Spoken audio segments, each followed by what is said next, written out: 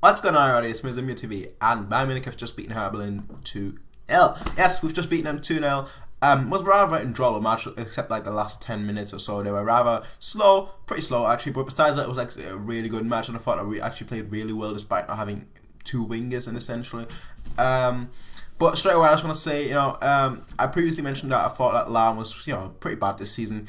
And today, he's really shining. I thought today he was excellent. I thought that today he was really good. Another player that really impressed me was Javi, because obviously he came out recently and said that he wants a new contract. Yeah, with a performance like that, there is no reason why he shouldn't get a new contract. But he got switched around like the whole time. Like at the beginning, Boateng started playing in midfield. Then Pep was like, nah, okay, you know what? Let's put Javi back in midfield. Then Javi went back to defense, and then at the end, Javi started playing in midfield again, which just shows you how versatile it is. He played in both positions without a drop in quality, which is just amazing to actually say. That's crazy, isn't it? And Vidal, he was excellent today. I thought Vidal was absolutely amazing today. For me, man of the match would have to go either to Vidal or Javi. I'll go with Vidal just because I thought he did he did a lot better throughout the whole match. Whereas Javi, he was doing pretty well at the beginning. He was doing pretty well in defense, but he shined in midfield. But I thought that he was a little bit of drop in quality when he went in defense. And that's why I do think that Vidal, just because he was more consistent throughout the whole match, that's why I would give the man of the match to him. Overall, let's actually look at the game. The game itself was pretty fun. Like I said, and there were a lot of neat, intricate passing. There was a lot of great passing. There was a lot of great tackling for the ball. That's why Vidal was so key, because he actually won every single ball. It was just crazy. Vidal, he was basically the player that we bought for 40 million. That's basically what we saw. I figured it might take him a while to adjust to the team, but if he's gonna play like he did today and like he did against Olympiacos all the time, then wow, that's gonna be amazing. It's really cold in here. But yeah, Vidal, for me, if he plays like the way he is, I don't think there's any player in our team that can really replace him. I think that he'll have a starting position that's guaranteed. I do want to mention a few things though. For one, our defense looked a lot weaker as soon as Boateng went out, and it looks like he's got a muscular injury, like a knee problem. Right now, obviously, that's just speculation. So that's just what it looks like right now, a knee problem. And we'll know as soon as we know more. I'll keep you guys up to date.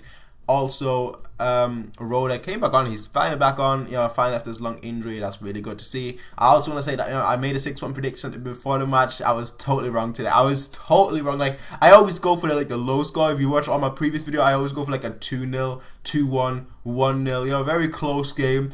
And just because I looked at the history, I was like, okay, I'm always wrong with a low score.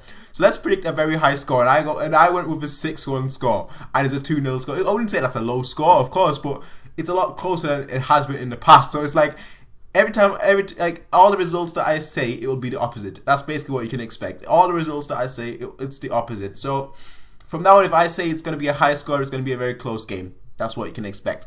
But let's actually get into the goals. The goals. Yes, the goals. They're pretty amazing. The first goal, Thomas Müller, we finally scored from a corner. From a corner, us, right? From a corner? We? Bayern Munich? FC Bayern? From a corner? Yes, but it just shows you that as soon as Alonso doesn't take the corner, I'm not going to blame Alonso for this, but as soon as Alonso doesn't take the corner, we score. That's the part. As soon as Alonso doesn't take the corner, we score from a corner. So this time, obviously, Vidal took the corner, Benatia heads it, and he heads it to Müller, who scores from that far out. I could score from that far out. But yeah, it's just amazing. I don't know what it is about Müller. It wasn't even that he knew where to stand. It was just he was just walking to a random space, and that's exactly where the ball landed. So I don't know, he's a ball magnet. Not in the sense of Thiago ball magnet or Alonso ball magnet, but in the sense of it's not that he wants the ball, but the ball wants to get to him. Which at the end of the match, the pitch invader, he basically summed it up. He wanted to go to Thomas Müller as well. Everyone wants to go to Thomas Müller. The ball, the pitch invaders, everyone. So that's just the way it is. That's just the way it is, and that's why he always scores. But now he's actually equaled his best ever Bundesliga goal tally with 13 goals. So we're not even at the winter break. That's the crazy thing. We've just been scoring goals for fun this season. It's crazy. So I really like seeing it, because even without Costa, without a main wing threat and whatnot, we played really well. Our second goal was just summed it up. And basically, Boateng passed the ball to Javi. He steps out, I don't know what to passes it to Coman, and Coman finishes. That's our defender passing to our midfielder, passing to our winger, and that's how we score. I mean, our team, it just has too much quality. Like in defense, it has too much quality. In attack, it has too much quality. And I think if we can just keep that level consistent throughout the whole season, I can't see us lose a cup. I'll be honest, I can't see us lose a cup. But obviously, it's still early days. We have a lot of injuries, so we shouldn't really, say what's going to happen at the end, because we might get more injuries, might get less injuries. I just hope that Boateng is alright. I just hope that Badstuber and Benatia, if Boateng is out for the next match, if both of them can last for 90 minutes, because obviously Badstuber, he just came back from a long injury. Benatia, he played 90 minutes today, which was great to see. So I do want players to be able to play 90 minutes, and I hope that Badstuber next week is going to be able to play. I mean, today was a fairy tale. I saw someone on Twitter posted today was a fairy tale, because we had 3 players on the field that are like never on the field. We had Javi on the field, we had Badstuber on the field, we had Benatia on the field. It was like, 3 defenders, like not just defenders, but those 3 players. What's going on? Like, what are you doing on the field?